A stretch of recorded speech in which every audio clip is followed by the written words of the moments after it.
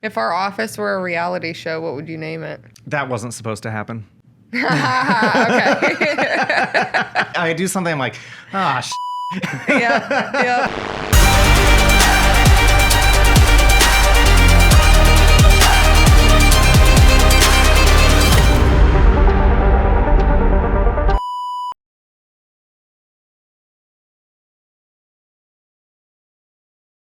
Welcome to Property Management Uncensored. I am Phil Kazmierczak along with Samantha McKinney. Today we are talking about vanquishing vacancies. Oh, you did that good. I can't believe I said that correctly. Yep.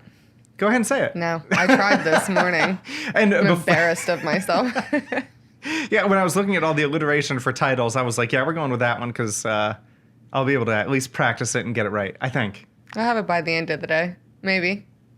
We'll see. Try. We'll see. All right. So before we came in here, I pulled numbers from Rain to see what we're sitting at in terms of vacancies on or properties on the market, and we're ticking up. We're seeing more and more properties on the market, which is no surprise because we have a higher supply level on the sales side than we've had in months. So it's no surprise that it trickles over to the rental side as well. But right now they were showing a little over 1,100 properties for rent on the MLS right now, which is significant. I know we're seeing an uptick right now, but it's because we're also signing. Yes. Like we're having a good month. It's consistent, but yeah, it's a good they're acquisition coming and month. going. Yeah, they're coming and going. Yeah. Oh, gosh. And we're going to continue to see more properties sign as they didn't sell over the summer and fall. So they're going to go the rental route. They're going to rent. It's going to build up the portfolio. And then in spring and summer, they're going to start to sell.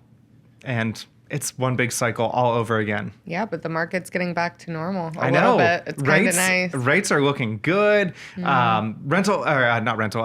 loan applications are looking really good. People are refinancing from those crazy high interest rates during COVID. Absolutely. They're finally, they went down a little bit, so people are like, let me. I know. I thought about refinancing my rental because it's a little bit higher than I would prefer, but I'm going to be selling it next year anyway. Yeah, that's so no. I don't want to pay the closing costs and all that stuff. You're going to be selling it though? Yes. You've been going back and forth on that. I want the cash. Okay, I want to put the cash into other things. Okay, I get that. Yeah, that's all right. That's not what we tell our owners, but I know. It's acceptable with you. Well, we tell people, it's you have to try and time the market that works best for you. If you have something coming up and you're going to need cash for it, you haven't put any money in your rental property, you know things are going to start to break, it's probably a good time to get out of it while the market is high. It's typically not a good idea if you're just going to be doing a rental for a year.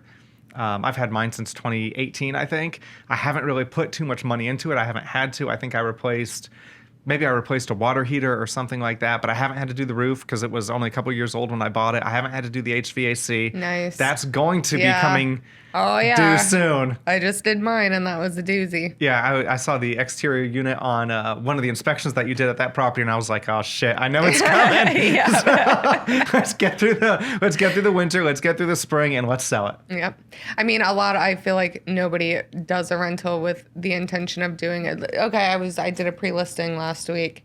And the owner doesn't necessarily want to be an investment landlord, but he kind of got stuck. And I was like, you know what? I said 50% of our owners start that way. Yep. I said, and then they see that it's surprisingly easier than they thought it would be, and somebody else is paying their mortgage. And we have owners who said they were going to do it for a year, and they've stuck with us for multiple. We have owners who are now, they own multiple investment properties. So not ideal to do it for a year, but some people get stuck in that. And yeah, they tried to sell it. Maybe they were overpriced. Maybe they didn't do the repairs or the cosmetic upgrades that they should have done. Didn't sell. So they like, oh, we'll just rent it for a year and try again next year or something like that. And then they figure out that, oh, I'm making money doing this. Yeah, and then they see the tax benefits of doing this and writing off the depreciation and the repairs and the management fees. So even when you can break even, take a look at the market, everything else going on before you take that plunge. Yeah, and we know in our area, properties are still appreciating in value. It's not like it was in 2021, 2022, but properties are still appreciating in value. And I mean, if we can get 2-3% appreciation, why not? Yeah. That's a great investment. Especially, I mean, high yield savings, if you can find one at probably they're about 4.25 APR right now. The market's still doing better than both of those, obviously. Yeah. But I mean, housing is a consistent way to build wealth. Especially in military communities too. We have big military. They know that they get, a certain BAH. So the marketing or the market definitely feeds off of that too. So absolutely. Places like that stay steady. And so let's talk about vacancy and lost income.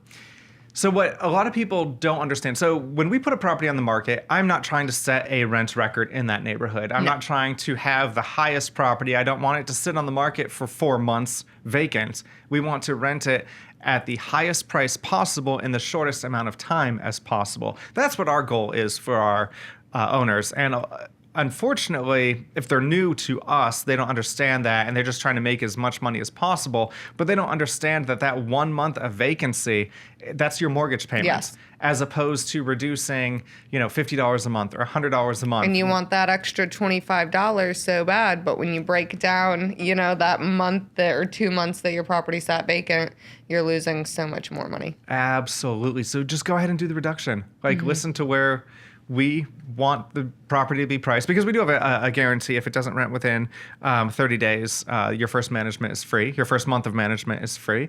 And someone did say, hey, I know you're pricing it so you don't have to pay that out. And I was like, that doesn't really, that's an incentive for our owners, but it's going to cost us what, $150, $200? It's nothing. I'd rather your property be rented. Right. Then I don't have to, what do you mean? It makes my life so much easier. That's just an incentive for the owners, of course, to make sure that we're doing our jobs correctly.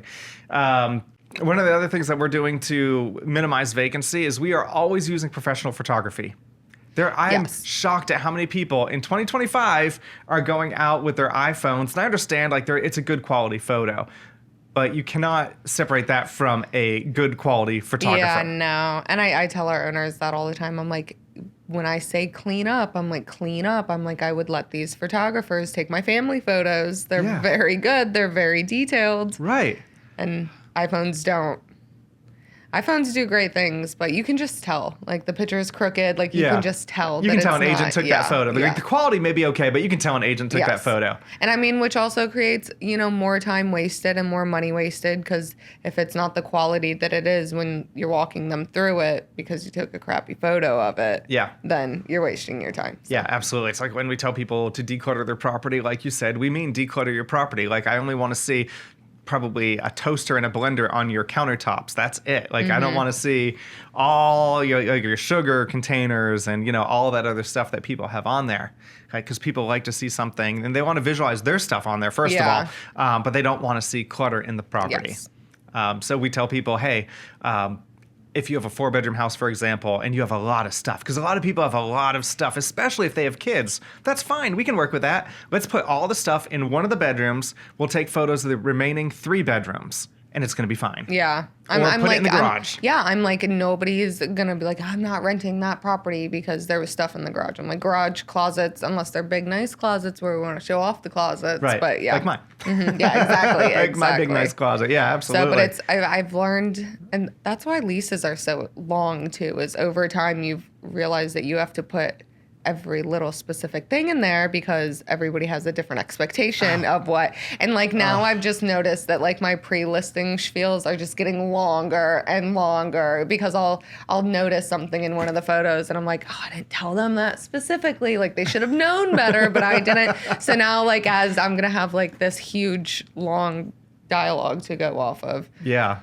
I'm going to be speaking at PMLC, the property management forum on Thursday, and I'm going to be talking about AI and technology. And I feel like when it comes to listings, everyone, when ChatGPT first came out, everyone was like, I'm going to use it to write my listings. And that's all people use it for. And it does a great job. And we can talk about the lifestyle that you're going to have at that home instead of the square footage and stuff like that. And we can make it fluffy and sunshiny and, all that stuff. But it only does so much if you have photos that look like crap. Do you realize the people that you're going to be explaining this new age technology to? I know. It's so bad. It has to start somewhere. And, ChatGPT is great for listing remarks, public remarks or whatever. That's how we just sort of tiptoe people into that. Yeah, and that's usually where people end with new technology, too. They don't. Yeah, they don't understand. I get it. I do not like to learn how to use I get it, but, we live in a different world, so it's necessary. Yes. And it's so much better. It's so much easier. I can't. Even the amount of things that we use AI for doesn't scratch the surface of what it can do. Mm-hmm. Like, it's just, I mean, there's people out there writing prompts that I'm like, how did you even think to do that? I don't need to pay my therapist anymore. No. There are prompts on there that are through ChatGPT that do that. We have people here that use it for that. Yep. It's crazy. So I'm not even going to lie. Like, you're sitting here and you're like, they only tiptoed. I just started tiptoeing a couple weeks ago, and that's when I realized how much. And now I've been using it, and I'm like, how do you go back after this? It's addicting. Yeah. And even like when, something was going on with Cooper, like all the health, I just type in all of the symptoms and all that stuff, and it'll be like, oh, so sorry you're going through that. Here's what we think's happening. Do you want us to create a checklist so you can talk to your vet? And I'm like, oh my gosh. I know. It was funny. I don't know what me and my daughter were talking about, and it was over the weekend, and she was like, well, how come you didn't just call your mom? I'm like, I don't know, maybe because we were still using pagers back then. I was like, you don't understand like how easy you have life. I was like, what did you want me to do? Go to the library and open the dictionary? Like, I couldn't just call my mom.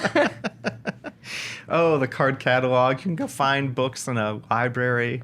I know, like, they have it so easy, and they don't even utilize the technology. I know. We actually had to work for that. We had to go to the library for hours on a Saturday to do a research paper. Mm-hmm. Hours. Mm-hmm. And then you had to take those books back, and, like, it was, Yeah, no just fun. Everything.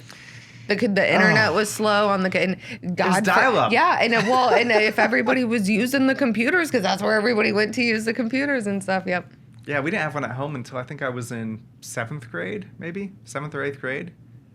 So that would have been 1997, 98, something like that. Yeah, I think the first like cell phone thing that came out was the Razr flip phone. That was like the first. That's like probably the first one you remembered. Yeah, that was. I was selling cell phones when that came out. That was like AI to us back then. Like the Razr flip phone was AI to us. It was amazing. Yeah, gosh, that was like the number one phone because I was working for. Oh, let's see. Sprint at that time, but before that was Nextel. It was before the merger. Do you just remember clicking each button 4 times to get one letter? Could you imagine if we still, like the way we text and how quick we are about it? That would be, it's weird. It feels like we live in a simulation sometimes. Like I know people say that, but I'm like, you forget that was only... That wasn't fun. It really wasn't that long ago. No, it was 30 years ago. And the amount that we have advanced. I mean, not even. Like I'm only 31, so... maybe 20-something. Yeah. So, yeah, wild. Where's our flying cars at? I know. Like in the Jetsons. Yep. I just thought of a joke I'm going to tell you after the podcast. Another way that we keep vacancies down is we syndicate through the MLS. So it goes out to all the other websites. There's a lot of properties that do not, or a lot of property managers that do not put the properties on the MLS and they just put it directly on Zillow or something like that. So they're leaving a huge portion of the market untapped. So when you're going to be marketing a property, make sure you put it onto an MLS. What's the reasoning they do that? I don't know. Well, they probably just don't want to be members of the MLS because it costs money. Okay. But when you do that, you're syndicating to all those. They have those restrictions. Absolutely. And they fine you too. Oh yeah. So, yeah. Oh yeah. They love fining. I get it now. I get it. Absolutely. We already talked about precision with pricing, and when we're not just pulling these numbers out of thin air, like we're doing research, like we are checking the MLS for comps, and we will also, once we have a price in mind for the property, we will check it against Zillow, and it's because we know that when we set that price and we say, hey, this owner is going to be, this property is going to be $2,200, and then you go on Zillow, and the owner, because that's what the owner is going to use. Yeah, the owner is going to check Zillow. The owner said it's going to be at $2,350, right? And like, okay, but they're just using an algorithm. We're using actual real properties that justify that, and they're not taking into account the condition of any properties. We're taking into account condition of the properties. And sometimes Zillow is real close. Sometimes we match up almost exactly, and then sometimes I'll go and like match it up against Zillow, and I'm like, is this the same property? Yeah, I'm like, there's something that's not right here. Even my Zestimate for my sale property, and my property is worth about 360, 370 right now, and the Zestimate on it is like 320, and I'm like, no. No. Not even close. Yeah, it's a little disheartening when it's lower than usually. Yeah. I feel like it like boosts people, it makes them feel real good about themselves. Not on mine. Not it. Yeah. And it was like 235 until like 2 years ago. It's false advertising. Well, there's the amount of about arguments that we have to like counteract Zillow's crap is astounding. Yep. Well, a lawsuit just dropped against them last week, I think. So we'll see what happens with Zillow. Retention. So we talked about vacancies. We got a property on the market, for whatever reason, but there's also tenant retention is a huge portion of that. I think the number one reason tenants leave properties when they don't want to is because of maintenance. Yes. And we do a really good job of keeping up with maintenance, especially with preventative HVAC maintenance that we're doing on all of our properties now if owners want to sign up for that program. Our inspections, of course. Mm-hmm. And we respond quickly. For a portfolio of our size, we should have probably double the amount of work orders that we have, and we don't. And our average work orders open, less than a week at this point? And during my showings, that's the number one question I get the most is, what is your maintenance process like? Yep. Because I think they just all have terrible experiences. They do. And the only reason our work orders are open almost a week is because we wait until we get the final invoice before closing them out. So the actual time period that's actually open is only probably 3 or 4 days. Yeah. And if it's even open that long, we're usually waiting on a part or something. It's not just sitting there. Right. So. It's not because no one has reached out to them to schedule or anything like that. Yeah. Because that would annoy me. Because I want to pay the vendors every week, and I want them to get to our properties fast. So if we take care of them, they will take care of us. And then we just have to worry about the tenant taking care of the property. Yes. That's it. When we do renewals, we typically do not raise rent like we would if we were putting it on the market for a brand new tenant. Yes. Correct. So there's always that little bit of savings in there, and that's the incentive to make sure that... try to give some grace. Nobody wants a $700 rent increase from the previous year. Absolutely. Especially if you've been a great tenant, you pay your rent on time, you take care of the property. If you do those two things, and someone is still saying, oh, you got this massive rent increase, it's probably someone that's looking out more for their bottom line. And sometimes the owner's like, hey, we need... Property taxes went up. That's great. We work for the owners. We're going to raise it just like they tell us to. But if there's no reason to do that, and people are just raising it to raise it, that's what causes the financial pinch for the tenants. There are very, very few owners who want to do more than the average. And it's pull the numbers around and see. There are a lot of owners who actually don't even do rent increases. And that wasn't even a thing until this year. I feel like we've had several owners. 3 last month that didn't do rent increases. And I think it's because they see the market changing. They see that there's more properties on the market. So they're like, no, let's just keep it where it is. Their taxes went up. Tenants, yeah. Their taxes went up. Their insurance went up. And they're still saying, hey, let's not raise rent. Yeah. That's a good landlord. Those are the ones we like. There's a debate on this next one. Pre-listing before the vacancy, putting it on the market prior to the tenant moving out. There are a lot of property management companies that do not do this. We do it when we can, but not all the time because it really depends on the condition of the property. I do get it. I get it. It's not my favorite thing to do. It is messier. There's multiple parties involved. Let's say they don't put the key in the lockbox, or they forget that you're it's 2 different parties. Half of the time when you get one of the parties is wrong or mistaken or something 50%. Now you're dealing with 2 people and me the third, in the mix of all of it. Oh yeah. I do get it. Oh yeah. And then their stuff is there, and before you walk in, you're like, please make sure you cleaned up the house, make sure it smells good. Right. And every time I walk up, I'm like, please just don't be here. Don't be awkward, standing in the corner, just watching us. Please be gone. So I get it. Yeah. It's not my preferred. It's not my favorite, but I understand the benefit to it. Right. Yeah, absolutely. And even when there's tenants in the property, maybe roommates, maybe it's a brother, sister, or maybe it's husband, wife, or whatever, but they don't communicate with each other. So someone has approved that showing, and and then you go, and they're like, why are you here? Mm-hmm. Because they don't communicate. And that's, even one that we have, that we just rented, that one was up for a while, and it was occupied for a while. She was super great during the showing. Super, super great. But there was one day I walked up, and she was like, why are you here? She was like, there wasn't, you know, and I'm standing there and I was like, you know, it's awkward. It's, you know, it's uncomfortable. And then she like ran up to my car after I left and she was like, I did approve it. She was like, I am so sorry. And I'm like, the embarrassment's already done now. It's fine. We promise this isn't our first time. Yep. I don't want to say it's never me. Like 1% of the time. Like I have mistakes happen, but it's almost never me. Like scheduling a showing on a holiday. Yeah, that we were closed for. Oh, that was definitely. Which we heard about for the next year, I think, from that. Yeah. But usually mine's like I'll show up to the property an hour early. I'll think it's like 1 o'clock instead of 2 or whatever. Yes, but that happens. Yeah. That's fine. It's all revolves around how your day is going. I think that's and when the property is on the market, you just want to make sure the property looks good, especially from the outside as well, because that's the tenant's first impression. Like, make sure the flower beds are done and the lawn is cut. Yeah. The house is power washed. That's a big one. Yeah. Yeah, easy things like that. Mm-hmm. All right, so that is it on Vanquishing Vacancies. I said it twice correctly. So what do you have for me in terms of rapid fire questions today, Samantha? This one was hard. Like, I don't feel like... This was the first time ChatGPT. We weren't working in sync today. Uh-oh. Maybe we need to have a therapy session later together. So I need you to get it together. Yep. All right. If you were to live in any era, I was thinking about this because I was like, darn, they should have done that for the Halloween party theme. If you were to live in any era, what would it be? Yeah. Ooh.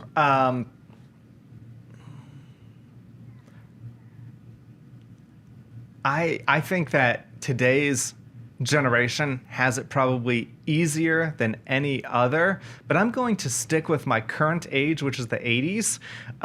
Really? Yeah, and I will tell you why, because there's been so much advancement that I've gotten to see, and I think it's probably been that way, you know, for a lot of generations as well. Yeah. But for me specifically, like, I've had it pretty good. And you got to kind of have like both ends of I remember what it's like to play outside in the dirt and mud, which they don't do anymore. Yeah. But I also get to see the technology, the 90s tech boom. Yeah. I like the greaser era. So I purposely did not go back that far because I don't like a lot of the social aspects of living at that time, especially for me. Okay. If our office were a reality show, what would you name it?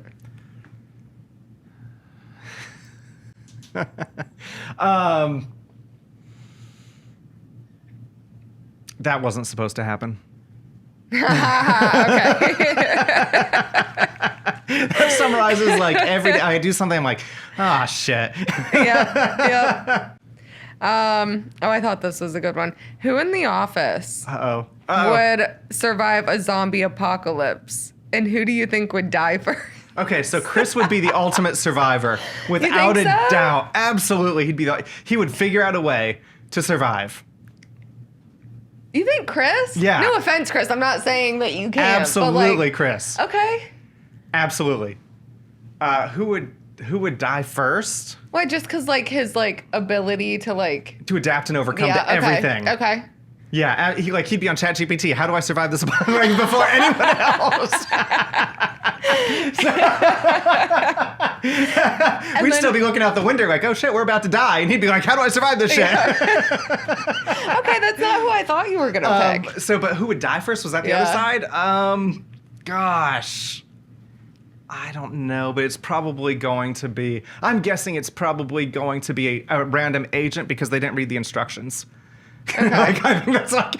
Yeah. Not reading public remarks. Like, they're not reading anything. They're not following instructions, so... When I was sitting there and I was writing this one out, I was trying to think of who I thought, and no offense, Grant, but I thought maybe you might die first.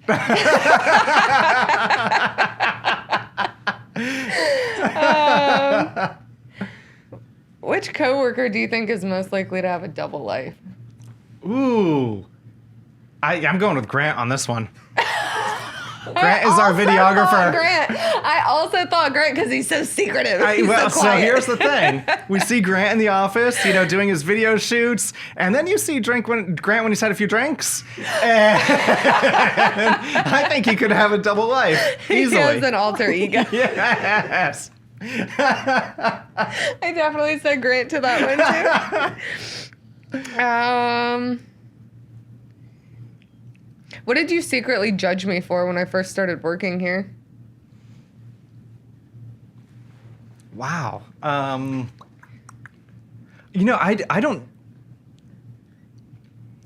don't think it was anything. Really? No, because I think when we first met, we got along. Mm-hmm.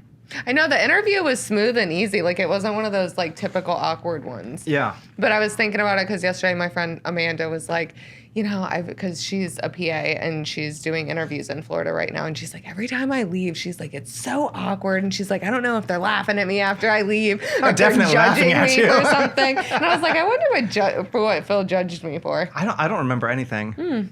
Okay. I did think you were older than you were. Yeah, I remember that. Because I thought we were the same age. But I also think I'm younger than I am. So. And then you looked at me and you were like, it's because you're so mature. Yeah, nice way to try to save it. What's your work-related ick? People calling me that could have just been a text. Yeah.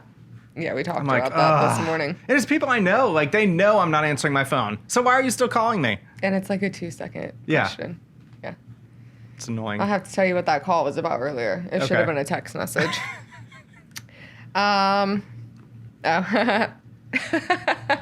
Uh-oh. What's your plan if I just stop showing up? Like, do you even have one? Just stop showing up, too. It's going to be a while before anyone notices we're both not here.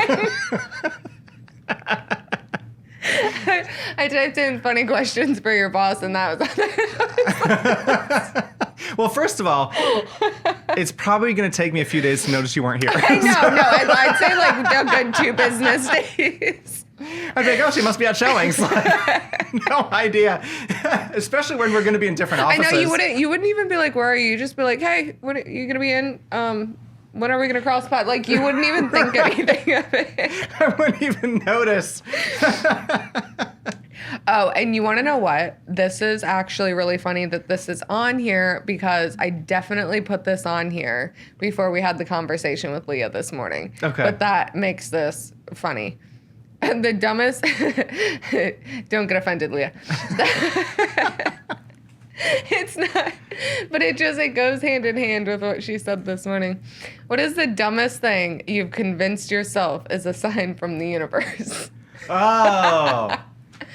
it can be anything at all, from like a traffic light changing, like You'd be like, if I'm supposed to do this, turn the light green right now, and it turns green. So something will happen, I'll be speeding, and then a car will cut me off, and I'll lose my mind because I have really bad road rage. And then like 100 feet up, there'll be a cop car staying there, and I'm like, oh, thank God that happened, because that is an automatic take me to jail thing. It can be anything stupid like that. And yeah, that's just funny because this morning one of our coworkers was telling us how she has a favorite tree and that she talks to. Yeah, that she talks to, and there's no wind or anything. And this morning she was like, and then I'll stand there and the tree will get close to me. And she was like, and there's no other possible explanation for that except not the wind or anything. It's the universe. I love her to death. All right. Best piece of advice that you've ever gotten, quote-wise. Wow. I didn't realize we were going deep. Mm-hmm. Best I know, piece this was of like advice. all over the board. I think there's a few pieces. I think no one knows what they're doing, like in life, is important. Yeah. Because no one knows what they're doing. Like, we're just all trying, and none of us are making it out alive. So, yeah. I think that's a good one. Also, just make a decision, right or wrong, just make a decision. Mm-hmm. I think there's a lot of people with decision paralysis and different aspects of their life. Maybe it's something little, like me not being able to book a flight for a couple days because I didn't. That was rough. Oh my God. It you took were me, giving 3 me days? an aneurysm. Yeah, and you were shooting out numbers and days, and you were like, but what if and you were like, oh, I can't do, and you're like, oh, let's do this. And I was like, he's back there having a whole hissy fit about it. It's like, maybe I'll just go here instead because it's so expensive and it's a 2-day trip to the West Coast. Maybe I'll just do 2 one-way flights. Maybe I'll stop in Vegas on the way back. As soon as you made a decision, there was a glitch in the system. Yes. And I thought maybe it was going to take away your flights too. And like my eyes got big at my computer and I was like, oh no. No, I got it. I just got to take a red eye back. That's all right. That's all right. You'll be okay. Yes. And that's all I have. That's it. All right. Thank you for tuning in to this episode of Property Management Uncensored. We'll see you next time.